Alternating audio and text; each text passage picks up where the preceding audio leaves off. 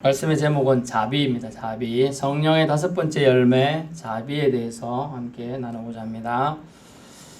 예수님 믿고서 제4함을 받고 성령 안에서 살려는 자에게 하나님은 성령의 은사로 열매들을 허락하셨어요. 이 열매는 성령의 뜻에 따라 순종하며 차츰차츰 성장하고 풍성한 결실로 주어집니다. 오늘은 자비의 열매에 대해 살펴보고자 합니다. 천사의 말을 할지라도 사랑이 없으면 소용이 없고 소리나는 구리와 울리는 꽹과리가 되고, 자비는 다른 사람에 대해 긍휼히 여기는 사랑의 마음이 출처가 됩니다. 자비의 마음은 하나님의 긍휼하심을 이끌어내는 중요한 성령의 열매입니다. 자비하심은 다르게 긍휼하심 또 용서하심으로 평가될 수가 있겠습니다. 메시지 성경은 자비를 긍휼히 여기는 마음이다 라고 기록해 주고 있습니다. 영어 성경은 자비라는 단어를 kindness라고 쓰고 있습니다. kindness, 친절함, 상냥함이다 라고 기록해 주고 있습니다. 마태복음 5장 7절 긍휼히 여기는 자가 긍휼히 여김을 받게 된다 기록해 두고 있음을 우리는 오늘 기억해야 합니다. 긍휼 없는, 즉 자비 없는 그 권력은 흉포함이다 라고 되어 있어요. 흉포하다, 흉악하다. 옛말에 이런 말이 있습니다. 자비 없는 권력자 앞에 사느니 흉악한 범하고 같이 살겠다. 그래서 범이 뭐죠? 호랑이죠. 호랑이 있는 산속으로 들어가겠다. 그 뜻이에요. 호랑이 물려 죽을지 몰라도 차라리 자비가 없는 흉악한 폭군 있는 세상에서 살고 싶지 않다라는 뜻이 되겠습니다. 자비가 없는 권력은 흉악하기 때문에 최고의 왕이 갖추어야 될 덕목으로서 자비가 로마 시대 이후로 쭉 거론되고 있습니다. 힘을 휘두를 권력도 능력도 있지만 행세치 않고 너그러운 마음으로 용서함을 통해 자신이 존경받을 만한 인물이다라는 것을 평가받으려는 의도가 이 자비라는 단어에 들어있습니다. 자비를 불교에서 많이 쓰는 것 같지만 사실 성경적 용어에 들어가고요. 불교에서는 용어랑 조금은 다릅니다. 이 때문에 쓸모없고 필요없는 살인을 많이 자제하게 되었어요. 절제하게 되었어요. 지난주에 본 성령의 열매가 무엇인지 기억납니까? 거의 안 나죠? 오래 참음입니다. 오래 참음은 하나님의 사랑의 성품이라고 했죠. 그 오래 참음은 바로 자비로 나타난다고 합니다. 자비로. 오랫동안 인내하고 참아주었는데 막판에 화가 무진합니다. 그래서 화를 내고 보복한다면 이때까지 고생한 수고와 번거로움, 참아냄이 허사가 된다는 거예요. 그러므로 자비를 반드시 신자의 덕목으로 성령 안에 살려는 자에게 갖추어야 할 귀한 은사라고 하는 것이죠. 영어 성경은 kindness라고 했습니다. 상냥함, 친절함이란 단어로 번역할 수가 있다고 했죠. 상전이, 주인이 종을 긍휼히 여긴다는 말은 말씨에서 나타납니다. 말씨에서. 호통치는 말보다는 부드럽고 상냥하며 조용하며 다이르며 억지복종이 아니라 주인을 존경해서 따르는 순종을 이끌어내는 말씨에 나타난다고 합니다.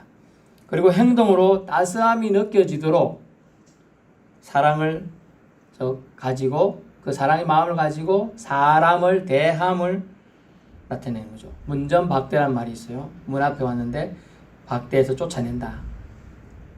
후하게 영접하는 게 아니라 박하게 해서 10개 사람 취급 안 해서 쫓아낸다 라는 말이죠.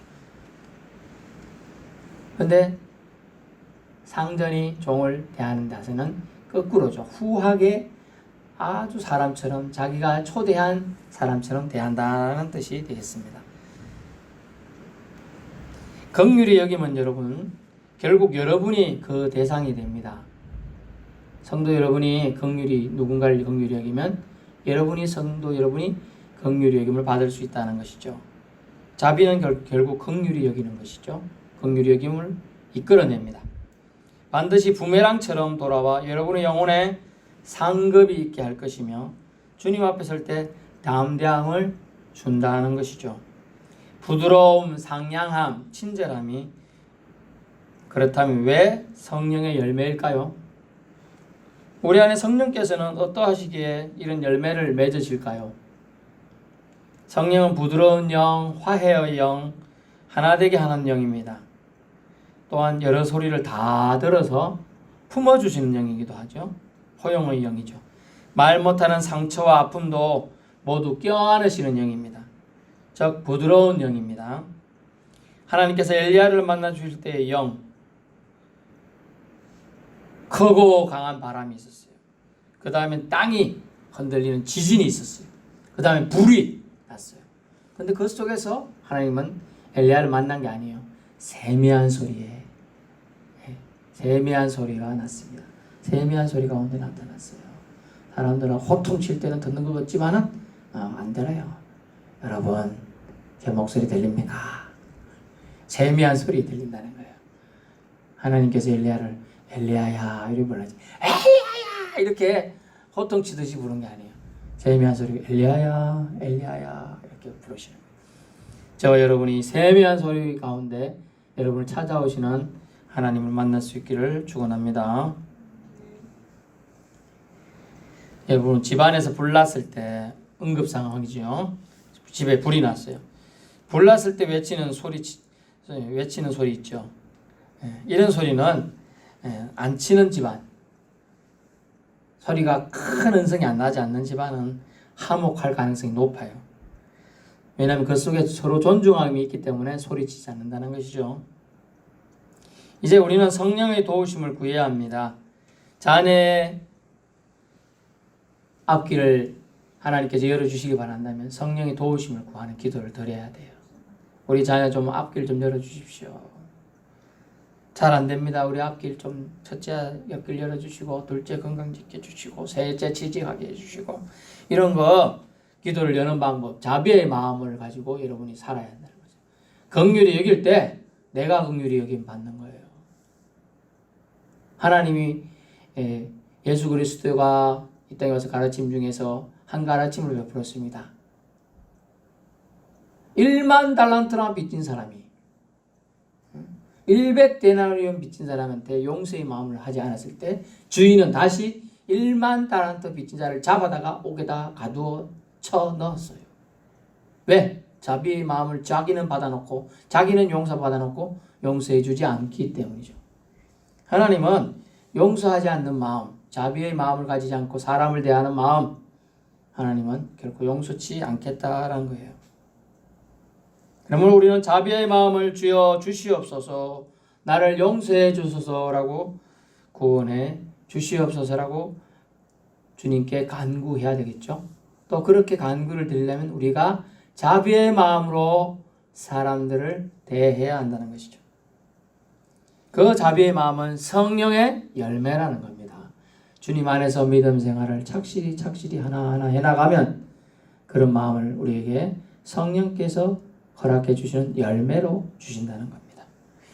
그저 용서받은 삶이다. 내가 하나님이 용서해 주셔서 예수 믿고 구원 소망 품고 죽어도 지옥 안 갈 거에 대한 두려움이 없다. 나는 천국 갈 거니까 죽음에 대한 두려움이 없는 거예요.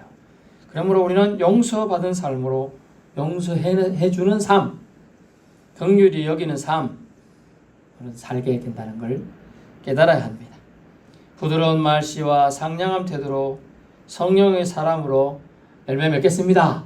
이런 새로이 마음을 다짐하는 저와 성도들 되시길 바랍니다. 마지막으로 예화를 하나 드리겠습니다.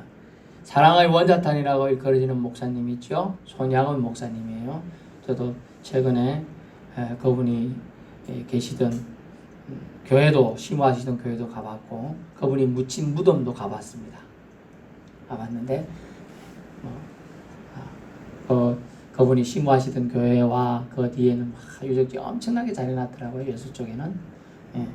거기 가서 사진도 찍고 또 가면서 그분들이 무슨 말씀을 써놨나 이런 것도 제가 들어봤는데요.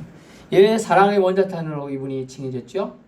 자기 아들을 쏴 죽인 그 못된 공비놈, 공산당원이었던 그 놈을 다른 사람이 나중에 이제 역전이 돼가지고 잡았습니다. 그래 다 죽이자 그랬어요. 근데 아니다. 우리 아들이 이미 죽고 없는데 이 사람 죽인들 뭔 소용이 있노? 이 사람 죽이지 마시오. 내가 이 아들을 양아들 삼아서 사람을 도와주겠습니다. 그렇게 한 거예요.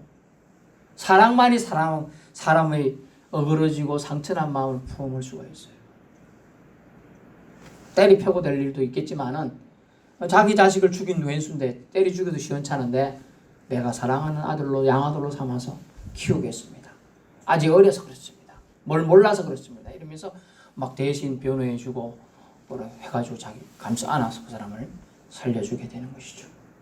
그래서 그 사랑이 기감이 되는 거죠. 자비의 마음, 그것은 바로 하나님의 마음이라는 것이죠. 저와 여러분이 이 마음, 성령께서 주시는 자비의 마음을 가지고 또 이 한 주간 승리하며 살아갈 수 있기를 축원합니다. 기도하겠습니다.